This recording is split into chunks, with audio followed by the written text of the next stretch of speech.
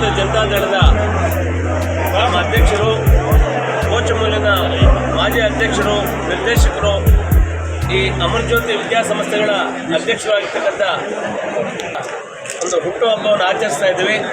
ಮೊಟ್ಟ ಮೊದಲನೇದಾಗಿ ಅವರು ಹುಟ್ಟುಹಬ್ಬದ ಪ್ರಯುಕ್ತ ಅವರಿಗೆ ಭಗವಂತ ಅಷ್ಟೇಶ್ವರ ಆರೋಗ್ಯ ಕೊಟ್ಟು ಚೆನ್ನಾಗಿಟ್ಟಿಲ್ಲಿಂದ ಮೊಟ್ಟ ಮೊದಲನೇದಾಗಿ ದೇವರಲ್ಲಿ ನಾನು ಆಶಿಸ್ತೇನೆ. ಮುಖ್ಯವಾಗಿ ಹೇಳಬೇಕಾದ್ರೆ ಅವರಪ್ಪ ಬಹುಮುಖ ಪ್ರತಿಭೆ. ಯಾಕೆಂದರೆ ಮೂಲತಃ ನಮ್ಮ ವಕೀಲ ವೃತ್ತಿಯನ್ನು ಪ್ರಾರಂಭಿಸಿ ಸುಮಾರು 30 ವರ್ಷಕ್ಕಿಂತ ಮೇಲ್ಪಟ್ಟು ವಕೀಲ ವೃತ್ತಿಯನ್ನು ಮಾಡಿ ತಮ್ಮ ಅಪಾರವಾದಂಥ ಒಂದು ಜನಸೇವೆಯನ್ನು ಮಾಡಿದಂಥವರು ನಮ್ಮ ಕಾಡೇನಹಳ್ಳಿ ನಾಗರಾಜನವರು. ವೃತ್ತಿಯಲ್ಲಿ ವಕೀಲರಾಗಿ ಪ್ರವೃತ್ತಿಯಲ್ಲಿ ರಾಜಕೀಯದಲ್ಲಿ ತಮ್ಮನ್ನು ತಾವು ತೊಡಗಿಸ್ಕೊಂಡಂಥವರು. ದಿವಂಗತ ಆಲೂರು ಶ್ರೀಣ್ಣನವರ ಒಂದು ಗರಡೆಯಲ್ಲಿ ಒಂದು ರಾಜಕೀಯವಾಗಿ ಬೆಳೆದು ಅವರು ಕೋಚಮೂಲ ನಿರ್ದೇಶಕರಾಗಿ ಅಧ್ಯಕ್ಷರಾಗಿ ಅಭೂತಪೂರ್ವವಾದಂಥ ಒಂದು ಸೇವೆಯನ್ನು ಈ ತಾಲೂಕಿಗೆ ಕೊಟ್ಟಿರ್ತಕ್ಕಂಥವ್ರು. ಅವರು 3 ಬಾರಿ ನಿರ್ದೇಶಕರಾದರು. ಅವರು 3 ಬಾರಿ ನಿರ್ದೇಶಕರಾಗಲಿಕ್ಕೆ ಕಾರಣ ಜನರು ಅವ್ರ ಮೇಲಿದ್ದಂಥ ಇಟ್ಟಿದ್ದಂಥ ಒಂದು ವಿಶ್ವಾಸ, ಅವರ ಮಾಡಿದಂಥ ಒಂದು ಸೇವೆಯನ್ನು ಪರಿಗಣಿಸಿ 3 ಬಾರಿ ಸತತವಾಗಿ ಅವರನ್ನು ಇಲ್ಲಿ ನಿರ್ದೇಶಕರನ್ನಾಗಿ ಆಯ್ಕೆ ಮಾಡಿದ್ರು. ಅವರು ಏನು ನಿರ್ದೇಶಕರಾಗಿ ಆಯ್ಕೆ ಮಾಡಿದ್ರು ಅದನ್ನು ಹುಸಿ ಮಾಡ್ದಿರ ಅವ್ರಿಗೆ ಏನು ಜನ ಜವಾಬ್ದಾರಿ ಕೊಟ್ಟರು ಅದನ್ನು ಭಾಳ ಪರಿಪೂರ್ಣವಾಗಿ ತಮ್ಮ ಕೆಲಸ ಕಾರ್ಯಗಳನ್ನು ಮಾಡಿ ಈ ತಾಲೂಕಿನ ಜನತೆಗೆ ಒಂದು ಉತ್ತಮವಾದಂಥ ಒಂದು ಸೇವೆಯನ್ನು ಕೊಟ್ಟಿರ್ತಕ್ಕಂಥವರು ನಮ್ಮ ಕಾಡೇನಹಳ್ಳಿ ನಾಗರಾಜಣ್ಣವರು. ಅಷ್ಟೇ ಅಲ್ಲ, ಈ ಮುಳಬಾಗಿಲು ತಾಲೂಕಿನಲ್ಲಿ ನಮ್ಮ ಹಳ್ಳಿಗಾಡಿಂದ ಬರ್ತಕ್ಕಂಥ ಬಹುತೇಕ ಮಕ್ಕಳು ಒಂದು ಒಳ್ಳೆಯ ಒಂದು ಗುಣಾತ್ಮಕವಾದಂಥ ಒಂದು ಶಿಕ್ಷಣ ಕೊಡಬೇಕು ಮಕ್ಕಳಿಗೆ ಎಂತಕ್ಕಂಥ ಒಂದು ನಿಟ್ಟಿನಲ್ಲಿ ಒಂದು ದಿಟ್ಟ ನಿರ್ಧಾರವನ್ನು ತೆಗೆದುಕೊಂಡು ಈ ಒಂದು ಅಮರಜ್ಯೋತಿ ವಿದ್ಯಾಸಂಸ್ಥೆಯನ್ನು ಪ್ರಾರಂಭಿಸಿ ಬಹುತೇಕ ಮಕ್ಕಳಿಗೆ ಇವತ್ತು ವಿದ್ಯಾದಾನವನ್ನು ಮಾಡ್ತಾ ಇದ್ದಾರೆ.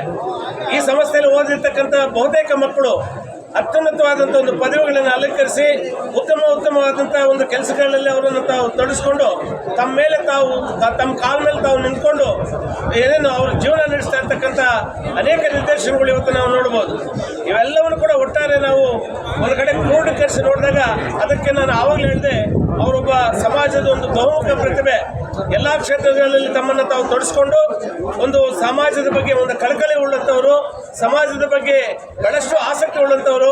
ಅವರಿಗೆ ಇವತ್ತು ಏನು ಹುಟ್ಟುಹಬ್ಬವನ್ನು ಆಚರಿಸ್ತಾ ಇದ್ದೀವಿ, ನಮ್ಮ ಪಕ್ಷದ ವತಿಯಿಂದ ಮುಳಬಾಗಿಲು ತಾಲೂಕಿನ ಒಂದು ಜಾತ್ಯತೀತ ಜನತಾದಳದ ಒಂದು ಪಕ್ಷದ ವತಿಯಿಂದ ಅವರಿಗೆ ಹೃದಯಪೂರ್ವಕವಾದಂಥ ಧನ್ಯವಾದಗಳನ್ನು ಹೇಳಿ ಶುಭಾಶಯಗಳನ್ನು ಹೇಳಿ ನಾನು ಮಾತನ್ನು ಮುಗಿಸ್ತಾ ಇದ್ದೀನಿ.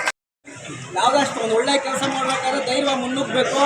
ಆ ಧೈರ್ಯವನ್ನು ತುಂಬಿಸಿದ ನಮ್ಮ ಸಂಘದಲ್ಲಿ ಅಂದರೆ ಅಣ್ಣವರು ಅವರ ಮಾರ್ಗದರ್ಶನದಲ್ಲಿ ಈಗ ನಾನು ಅಧ್ಯಕ್ಷನಾಗಿ ಕೆಲಸ ಮಾಡ್ತಾ ಇದ್ದೀನಿ. ಅಧ್ಯಕ್ಷನಾಗಿ ಕೆಲಸ ಮಾಡಬೇಕಾದ್ರೆ ಸಂಘದ ಅಭಿವೃದ್ಧಿಗೆ ಏನೇನು ಬೇಕು, ಯಾವ ರೀತಿಯಲ್ಲಿ ಸಂಘ ಅಭಿವೃದ್ಧಿಗೆ ಶ್ರಮಿಸಬೇಕು ಅನ್ನೋ ವಿಷಯದಲ್ಲಿ ನನಗೆ ಮಾರ್ಗದರ್ಶನ ಮಾಡಿದ್ದಾರೆ. ಅವರ ಮಾರ್ಗದರ್ಶನದಂತೆ ಈಗ ನಾನು ಅಧ್ಯಕ್ಷನಾದ ನಂತರ ಈಗ ಹಳೆಯ ಜಿಲ್ಲಾಧಿಕಾರಿಗಳ ಕಚೇರಿ ಏನಿತ್ತು ಅದನ್ನು ನಮ್ಮ ಸಂಘ ಮತ್ತು ನ್ಯಾಯಾಲಯಕ್ಕೆ ತಗೊಂಡಿದ್ದೀವಿ. ಮತ್ತು ಬೇರೆ ಜಾಗವನ್ನು ತಗೊಂಡುಕೊಳ್ಳುವಂಥ ಪ್ರಯತ್ನದಲ್ಲಿ ನಾವಿದ್ದೀವಿ. ಈ ರೀತಿಯಾಗಿ ಸಂಘದ ಅಭಿವೃದ್ಧಿಗೆ ಮತ್ತು ನ್ಯಾಯಾಲಯದ ಅಭಿವೃದ್ಧಿಗೆ ಆಗ್ಬೋದು, ನ್ಯಾಯದ ವೈಖರಿಯಲ್ಲಿ ಸಾರ್ವಜನಿಕರಿಗೆ ಅನುಕೂಲವಾಗುವ ರೀತಿಯಲ್ಲಿ ನ್ಯಾಯದಾನ ನೀಡಲಿಕ್ಕೆ ವಕೀಲರ ಪಾತ್ರ ಮತ್ತು ವಕೀಲರ ಘನತೆ ಗೌರವ ಹೆಚ್ಚಿಸುವುದು ಮತ್ತು ವಕೀಲರು ಎಜುಕೇಟ್ ಮಾಡೋದರಲ್ಲಿ ಪ್ರತಿಯೊಂದರಲ್ಲೂ ಅಷ್ಟೇ ಮಾರ್ಗದರ್ಶನ ಮಾಡಿದ್ದಾರೆ.